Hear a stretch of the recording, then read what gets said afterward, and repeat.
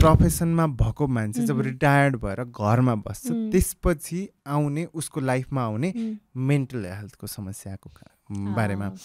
यो चाहिँ जस्तो सोसाइटीमा कतिजना मान्छेहरू बुढेसकालको टाइममा जो चाहिँ रिटायर्ड भइसकिसकेपछि त्यो डिप्रेसन हुने एन्जाइटी हुने अरू पनि समस्याहरू मेन्टल हेल्थसँग रिलेटेड धेरै समस्याहरू हुने चाहिँ देखिन्छ यो चाहिँ किन हुन्छ त्यो के यसको कारणहरू के हुन सक्छन् अथवा त्यसको ट्रिटमेन्टहरू कसरी हुन सक्छ ओके पहिला त रिटायरमेन्ट के हो त्यहाँबाट बुझौँ हैन तपाईले एकदमै इम्पोर्टेन्ट टपिक निकाल्नु भएको छ जुन चाहिँ छँदै छैन अवेरनेसमा जेरो लेभलमा छ थाहा नै छैन मेन्टल हेल्थ त बल्ल आउँदैछ अब रिटायरमेन्टको बारेमा सोच्ने कहिले हैन तर हामी अहिलेबाटै सोचौँ त्यो बारेमा हैन अलिकति ahead of time home so that हाम्रो एल्डरली एज ग्रुपहरूलाई पनि हेल्प होस् हैन रिटायरमेन्ट भनेपछि अब नेपालको कन्टेक्स्टमा 60+ लाई भन्छ हैन अब 60+ के हुन्छ भने रिटायरमेन्ट भनेको तपाईको दुईटै मिक्स म्याक्स फिलिङ भन्छु के म यसको पहिला फेजेसहरू 5वटा छ म तपाईलाई भन्दिन्छु है नम्बर 1 प्री रिटायरमेन्ट है नम्बर 2 भनेको तपाईको हनीमुन फेज है नम्बर 3 भनेको तपाईको डिएन्चान्टमेन्ट है नम्बर 4 भनेको चाहिँ तपाईको पोस्ट रिटायरमेन्ट भइहाल्यो ओरिएन्टेसन हैन सरी ओरिएन्टेसन पछि चाहिँ रिसेड्युल है त अब प्री रिटायरमेन्टमा के हुन्छ भने दे आर भेरी ह्याप्पी हुन्छ नि किनभने अब रिटायरमेन्ट हुँदैछु हैन अब मेरो आफ्नो लाइफ सुरु हुन्छ यत्रो वर्ष काम गरेँ हैन अब केक कटिङ हुन्छ सबैले अब कुरा गर्छन् उहाँसँग so they are very happy हैन सो अनि केक कटिङ भयो ल रिटायरमेन्ट बाई बाई फेयरवेल भयो प्री रिटायरमेन्ट सक्यो हैन जुन चाहिँ अब सोच्नु भएको हुन्छ त्यसपछि आउँछ honeymoon period 4 months to 6 months last गर्छ त्यसमा चाहिँ उहाँहरू घुम्न जानुहुन्छ रिलेटिभलाई भेट्ने हैन आफ्नो सबै जति काम पेन्डिङ काम हुन्छ पार्टी गर्ने हो कि गेट टुगेदर गर्ने हो कि सबै गर्नुहुन्छ दे आर भेरी ह्याप्पी हैन हनीमुन फेजमा त्यही भएर हनीमुन नाम राखेको हैन त्यसपछि आउँछ हजुरको यो डिएन्चान्टमेन्ट दिस इज द प्रब्लम यहाँ रोल खेल्नुपर्छ यहाँ आउने हो सबै मेन्टल इलनेसहरू डिएन्चान्टमेन्ट फेज भनेको after 6 months to 1 year of retirement उहाँहरूलाई मान्छेले चिन्न छोड्यो नमस्ते गर्न छोड्यो हैन उहाँहरूलाई के लाग्न छोड्यो भने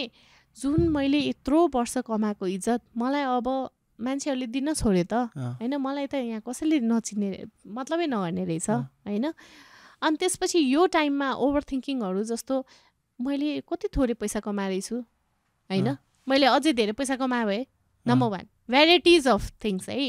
अनि त्यसपछि अर्को थट आउने भनेको चाहिँ अनफुलफिल्ड डिजायरहरू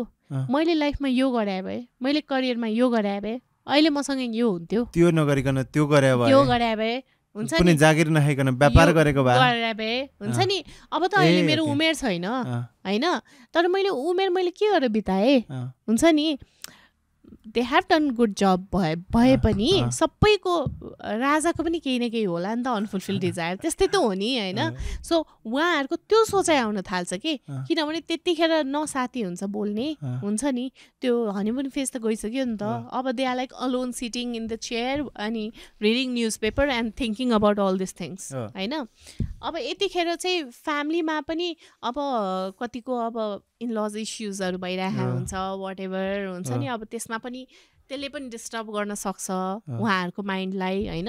अनि यतिखेर चाहिँ डिप्रेसनमा जाने चान्सेस एकदमै हायर लेभल लोनलिनेस त्यसपछि हैन अब कतिको त वाइफ हुन्छ कतिको हुँदैन हैन अब कतिको सँगै हुँदैन कतिजनाको बच्चाहरू विदेशमा हुन्छ धेरैको बच्चाहरू हैन सबसे बढी हुने नै यो डिएन्चान्टमेन्ट फेजमा हो कि गिल्ट फिलिङहरू आउने आफूले लाइफमा गरेको गल्तीहरू सबै सम्झिने यो फेजमा हो रिटायरमेन्टको पनि डिएन्चान्टमेन्ट फेजमा हैन आफ्टर हनीमुन फेज डिएन्चान्टमेन्ट फेजमा हैन अब यो डिएन्चान्टमेन्ट फेजमा चाहिँ तपाईँको डिप्रेसन कसरी देखिन्छ भने टोलाएर बस्ने धेरै इन्टरेक्ट नगर्दिने हैन निन्द्रा कम हैन अनि अलि चिडचिडापन इरिटेबिलिटी बढ्ने होइन। अनि त्यसपछि चाहिँ अर्ली मर्निङ नै उठेर अनि त्यसपछि अनि मर्निङ वक जान्छु त भन्छ, तर के सोच्दै बस्नुहुन्छ कि उहाँहरू, हुन्छ नि। अनि सानो कुरामा इमोसनल हुने, केटी मान्छे त रुने पनि गर्नुहुन्छ, केटा मान्छेहरू नरोए पनि अलिक स्याड भएर बस्दिने, होइन। यो कुराहरू नोटिस गरिराख्नु भएको छ भने प्लिज यसलाई एड्रेस गर्नुहोस्, प्लिज साइकेट्रिस्टकोमा लानुहोस्। अब तपाईँहरू जेमा पनि अब साइकेट्रिस्टकोमा लानुहोस् भनेर भन्नुहुन्छ भन्नु होला, तर यसमा चाहिँ यो भित्रभित्र कति रुट लेभलसम्म गएको हुन्छ भने उहाँहरूलाई बाँच्नै मन नलाग्नेसम्म पुर्याइदिन्छ कि, होइन। सुसाइड भने होइन मैले, तर अब लाइफमा चाहिँ के गर्ने, मेरो सबै काम सकिसक्यो भन्न समेत पुर्याइदिन्छ कि, होपलेस बनाइदिन्छ कि यो फेजमा। सो साइकेट्रिस्टकोमा लग्यो भने एटलिस्ट होपफुल त बनाउनुहुन्छ नि, क्वालिटी अफ लाइफ त राम्रो हुन्छ नि त, ह्याप्पी त बनाइदिनुहुन्छ नि त। सो उहाँको जति अब 10 वर्ष होला, 20 वर्ष होला, 5 वर्ष होला, जति पनि होस्, होइन। सो त्यो लाइफ चाहिँ राम्रो होस् भन्ने इच्छा हो कि मेरो बिङ अ साइकेट्रिस्ट, किनभने मैले त देखिरहेको छु, हरेक दिन देखिरहेको छु, होइन। सो एलटडीहरूमा त यतिसम्म देखिन्छ कि अब उहाँलाई बोल्नै दिनुहुन्न कि, पेसेन्ट आयो भने पनि छोरा बुवाले केही छैन, त्यतिसम्म केही छैन, सबै ठिक छ, सबै ठिक छ, खानुहुन्छ, सुत्नुहुन्छ, अनि गार्डनिङ गर्नुहुन्छ। बट उहाँको मैले फेसमा देखिरहेको छु कि उहाँलाई कति कुरा आफू मनबाट पोख्नु छ कि, तर they are not letting her say that, maybe because of family pressure या हुन्छ नि privacy reveal. So what I do is हजुर एकछिन बाहिर बस्दिनु, म एक्लैमा कुरा गर्न चाहन्छु भन्छु कि। जब बाहिर जानुहुन्छ तब यस्तरी पोख्नुहुन्छ कि हुन्छ नि उहाँको मनको त्यो कसैले सुन्या हुँदैन, बल्ल सुनिदिने मान्छे पायो भने जस्तो देखिन्छ कि,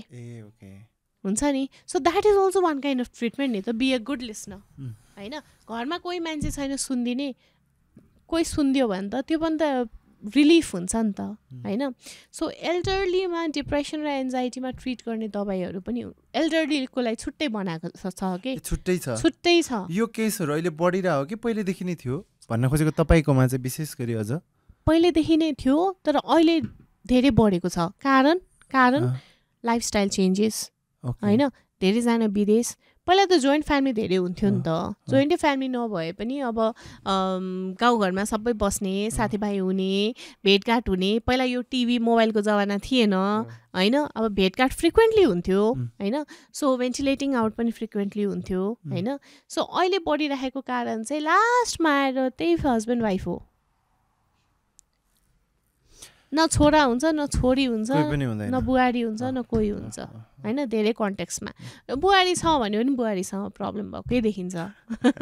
धेरै कन्टेक्स्टमा, होइन। सो अब 2-3वटा बुहारी छ भने पनि एकजनासँग अनह्याप्पी नै देखिन्छ, होइन। त्यही कारणले गर्दा ओभर थिङ्किङ हुने। अरूभन्दा पनि लेट्स फर्गेट अबाउट इन लजको कुराहरू, होइन, यो त बिर्सिदिउँ। तर यो रिटायरमेन्ट फेजमा चाहिँ यो कारणले गर्दाखेरि अनि फ्री टाइम धेरै नै, अनि खाली दिमाग शैतानको दिमाग भन्छौँ नि, होइन। न काम गर्नु। अस्ति मैले आमा अब आफूलाई टाइम पास गर्नु, बिहान बेलुका हजुर नै तरकारी सब्जी किन्न जानु, आफ्नो चोइसको सब्जी लिएर आउनुहोस्, होइन। त्यसले पनि तपाईँलाई अलिकति टाइम ऊ पनि गर्छ र एक्साइटमेन्ट पनि ल्याउँछ कि आज म यो पकाएर खान्छु भनेर। पकाउन सक्नुहुन्छ भने आफै पकाउनुहोस्, होइन। अनि त्यसपछि अनि के गर्नु भने घरमा आएर तपाईँलाई पूजामा इन्ट्रेस्ट लाग्छ भने त्यो पनि गर्नुहोस्, होइन। सो द्याट अलिकति माइन्ड शान्त हुन्छ। मेडिटेसन गर्नुहुन्छ भने गर्नुहोस् भनेको त। उहाँको छोराले होइन उहाँ बस्न सक्नुहुन्न, पूजा गर्न सक्नुहुन्न, उहाँ भुइँमै बस्नुपर्छ त, होइन। सो हरेक कुरामा टोकिदिने, होइन, डिपेन्डेन्ट पारिदिने के हुन्छ नि। चाहे त्यो पोजिटिभली होस् नेगेटिभली होस्, I don't know, I will not mention that, होइन। तर हामीलाई सोधेरै अब आमा बुवाले सबै काम गरोस् टाइपको कतिपयमा छ, होइन। रिटायरमेन्ट फेजमा, होइन, आफ्नो हातमा डिसिजन नै, जसले चाहिँ आफ्नो लाइफमा लिड गरेको थियो, होइन। सो त्यो सोचाइले गर्दा आई वाज द बस, होइन। मलाई किन यस्तो स्लेभ जस्तो बनाइरहेको छ भन्ने फिलिङ्स आउने, होइन। समाजबाट अलिकति जस्तो इन्भिटेसन कार्ड आयो भने पनि मेरो नाम छैन। कतिपय सुन्नुभयो होला नि तपाईँले पनि, लाइक हुन्छ नि उहाँहरूको त कम्प्लेन हुन्छ मलाई बोलाएन, हुन्छ नि। So it's not that they are not asking extra respect, तर जुन रेस्पेक्ट उहाँहरूले पाइराख्नु भएको थियो त्यो चाहिँ मिसिङ भएको देखेर उहाँहरूको चित्त दुखिरहेको हुन्छ कि so that is the thing so अब यसमा चाहिँ अनि रिसेड्युलमा कतिजना राम्रो भएर पनि निस्किनुहुन्छ होइन कतिजनाले यसरी हुँदैन भनेर अब मर्निङ वक गर्ने पूजामा ध्यान दिने या अब भेटघाट गर्ने छिमेकीसँग इन्भल्भ हुने बुक पढ्नेमा पनि राम्रो गर्नुहुन्छ होइन अब मैले त के एडभाइस गर्छु भने तपाईँको लाइफको those who are good in speaking तपाईँको लाइफको उहरू जति पनि छ होइन तपाईँ सेयर गर्नुहोस् टिकटकमा होइन तपाईँ सेयर गर्नुहोस् युट्युबमा होइन this is also free time छ तपाईँसँग होइन अब न्युज पेपर पढ्नुहोस् किनभने पहिलाको जमानामा न्युज पेपर पढिन्थ्यो अहिले तपाईँको आँखा पनि कमजोर भयो होला यो स्क्रिन नहेरिकन बरु न्युज पेपर 2-3वटा न्युज पेपर ल्याउनुहोस् त्यसमा चुट्किला हुन्छ त्यसमा अरू कुराहरू हुन्छ यु गो थ्रु द्याट होइन भनेर भन्छु टाइम पास गर्नुहोस् अनि लेख्नुहोस् राइटिङले पनि कति मन शान्त हुन्छ होइन आफ्नो मनको कुराहरू सबै लेखेर एक्सप्रेस गर्नुहोस् सबै कुरा होइन त्यसरी जसरी भए पनि आफूलाई बिजी राख्नु भन्छु कि तर कतिपय सिचुएसनमा एक्सट्रिम भइसक्यो हुन्छ एक्सट्रिम कन्डिसनहरू चाहिँ ओल्ड एज इन्ड्युस साइकोसिस पनि हुन्छ होइन तपाईँको एक्लैमा टोलाउने एक्लैमा बडबडाउने होइन अन्त तपाईँको अनि त्यसपछि कति साइन एन्ड सिम्टमबाट देखिन्छ क्या दिउँसै पर्दा लाएर बस्ने होइन अनि त्यसपछि अनि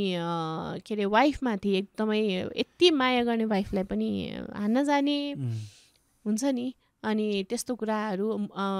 मुडको प्रब्लम मुड डिसअर्डरहरू पनि देखिन्छ एङ्गर इस्युजहरू देखिन्छ त्यो चाहिँ मेडिसिनले म्यानेज गर्नुपर्ने हुन्छ तर डराउनु पर्दैन किनभने ओल्ड एजलाई दिने दबाईहरू अर्कै छ के प्रेग्नेन्सीमा दिने छुट्टै छ ओल्ड एजमा दिने छुट्टै छ आजकल त धेरै एडभान्स बच्चालाई दिने छुट्टै छ अफकोर्स होइन अनि डोज पनि छुट्टै छ सो त्यही भएर डराउनु पर्दैन उहाँको क्वालिटी अफ लाइफ पनि अनि